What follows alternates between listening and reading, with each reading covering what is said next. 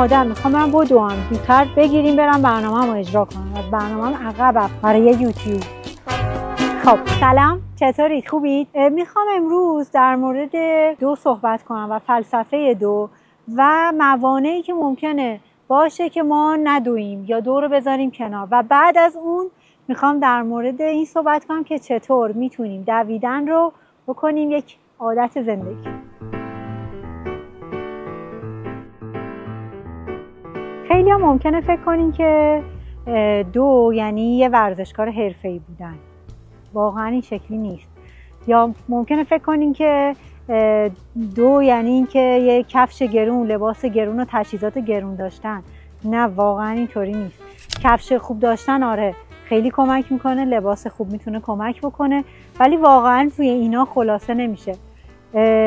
دو یه سبک زندگیه و ما میخوایم یه کاری کنیم که سعی کنیم این رو به یه سبک زندگی تبدیل بکنیم. هممون تجربه دو رو داریم. چطوری؟ یا دنبال اتوبوس دویدیم، یا تو بازیامون دنبال بازی کردیم، یا دنبال قطار و هواپیما بودیم که جا نمونیم. من خودم میخوام یه خاطره از قبل بگم. توی دوران کرونا شروع کردم و در واقع اون موقعی که دیگه هیچ کاری نمیتونستیم بکنیم، من به این نتیجه رسیدم که خب من ورزشی نمیتونم بکنم، باید حتما شروع کنم ورزش کردن، فعالیت داشته باشم. میرم دم پارک خونه میدوام. دوی دیگه چیزی نیست که این هم ورزش رو اینا کردم. قبلا رفتم و یه پارک کوچیکی شروع کردم دویدن. دور دوم بود که زبونم افتاده بود دهنم بیرون که این چه ورزشه، این چه ورزش مزخرفیه، من اصلا نمیتونم بدوم. ولی هی سعی کردم که حالا یه سری ویدیو دیدم، با این و اون مشورت کردم و سعی کردم که ادامه بدم. یادمه که اولین دوی 5 کیلومترم رو با سرعت خیلی پایین، حالا یواشاش تو ویدیوهای بعدی از اصطلاحات تخصصی هم براتون میگم، با پیس 9 فکر میکنم دوی 5 کیلومترم تموم کردم. یعنی خیلی آروم دویدم ولی این کار رو انجام دادم و نکته مهم این بود که سعی کردم استمرار داشته باشم و دنبال کنم. آفتاب شد؟ این تجربه من از دوه و بعد رسیدم حالا به 10 کیلومتر و یادمه که یه بار از دیگه دوستان پرسیدم که به نظر من میتونم 21 کیلومتر بدوم. بله تونستم. آیرونمن شرکت کردم، ماراتون شرکت کردم و همه اینا. و تمام اینا برمیگرده به این که ما بخوایم و آروم آروم شروع کنیم. آروم آروم شروع کنیم با قدم‌های کوچیک و سعی کنیم تبدیلش کنیم به عادت. خب میخوام بیام بگم که دو چه کمک‌هایی میتونه به ما بکنه. اولین نکته اینه که وقتی که ما شروع میکنیم به دویدن 2 تا هورمون ترشح میشه، اندورفین و دوپامین، که اینا هورمون‌های ضد استرس هم برای کاهش استرس کمک میکنه و در واقع شادیمون رو هم میبره بالا و افزایش شادی میکنه. که خب مسلماً توی یک همچین زندگی بلبشویی که ما الان داریم و توی این جامعه، توی جهان در کل، واقعا نیاز داریم که اون سطح کورتیزولمون که در واقع هورمونیه که هورمون استرسه، موقعی که استرس و اضطراب میگیریم سطحش میره بالا، یه حرکتی بزنیم که بر ضدش باشه و در واقع بتونه اون کورتیزول رو بیاره پایین، که دقیقاً دو همین کار میکنه. یعنی با دویدن اندورفین و دوپامین بیشتر ترشح میشه، سطح استرسمون رو میاره پایین، شادیمون رو میبره بالا و دقیقاً بعد دو حالمون خیلی خوبه و یک حس رضایت شخصی و یک حس پرواز و خوشی خوبی داریم. نکته دوم این که میتونه دو شبیه مدیتیشن عمل کنه. چه شکلی؟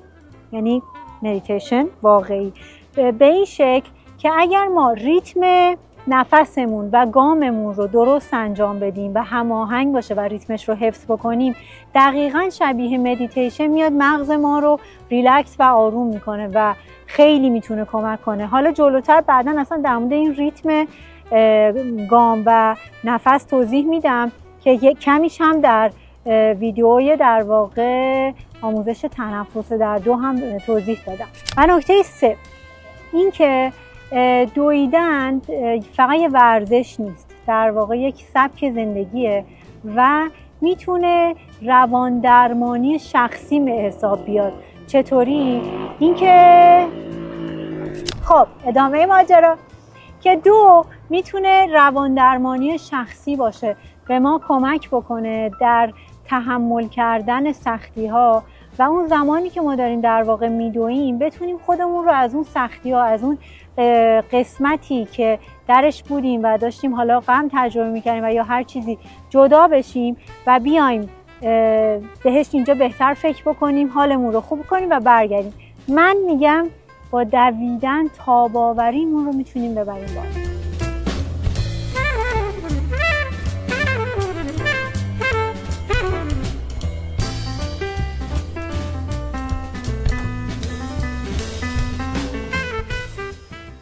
این که بخوای از تخت بیای بیرون، این که بخوای از خونه بزنی بیرون و بیای ورزش کنی، حالا هر ورزشی، میخواد دویدن باشه یا هر چیزی، سخته و برای همه سخته. یعنی فکر نکن که فقط برای توه، فکر نکن چون اولشه برات اینقدر سخته. نه، سخته و سخت خواهد موند. حتی برای رونالدو قهرمان جهان، برای اونم سخت بود. یه ویدیویی که میاد میگه که آقا من باشگاه رفتن هر روز خیلی سختمه، ولی دارم خودم رو اجبار میکنم. و دقیقاً نکته مهمش همینه که ما سعی کنیم استمرار داشته باشیم و جایی که باید خودمون رو اجبار کنیم. برای من سخته، برای کسی که تازه شروع کرده سخته، برای رونالدو هم سخته.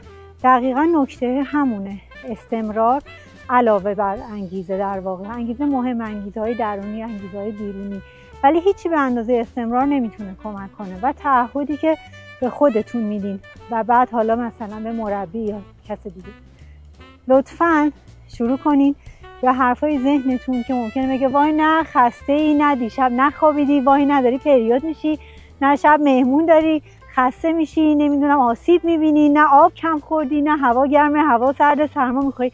تمام این توجیهات ذهنی برای همه ماها هست، یعنی فکر نکنید فقط برای شماست. ولی جایی در واقع برنده ایم که اینو خاموش میکنیم و میریم برنامه‌مون رو انجام میدیم و هممون این تجربه رو داریم. پس سعی کن که جایی که باید ذهنتو خاموش کنی و به برنامه‌ت پایبند باشی. قراره که ما ذهنمون رو کنترل کنیم. داریم سعی میکنیم که دور رو وارد زندگیمون کنیم، وارد سبک زندگیمون بکنیم تا بتونیم ذهنمون رو در واقع ما کنترل بکنیم، کاری که ما میگیم و میخوایم انجام بده. متشکرم.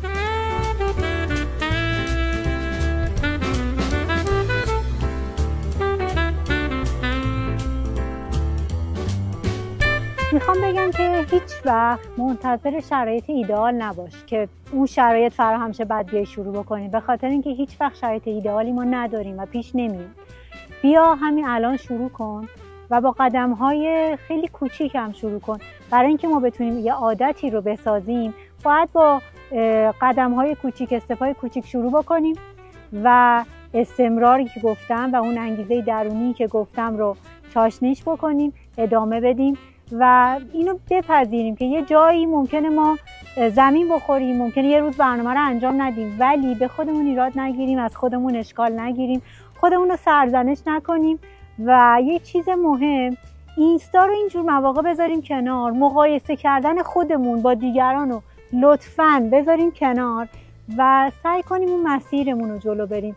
ما برای خودمون ارزشمندیم، خودمون رو دوست داشته باشیم، با قدم‌های کوچیک بیایم و اون عادت رو بسازیم و دور رو بکنیم جزء سبک زندگیمون.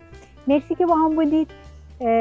اگه مگسه بذاره که تمام کنم ویدیو رو، سابسکرایب کنید. اگه سوالی داشتین ازم بپرسید و دوستتون دارم.